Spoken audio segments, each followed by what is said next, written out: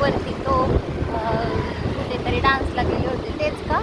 काय त्या मुलांनी बनवलेला का व्हिडिओ? हा गणपतीचा बनवला आणि नाही कोणाचं होते तुम्ही म्हणलात तो गणपतीचा एक व्हिडिओ बनवला, तो कोणी बनवलेला ऑफिसमधला?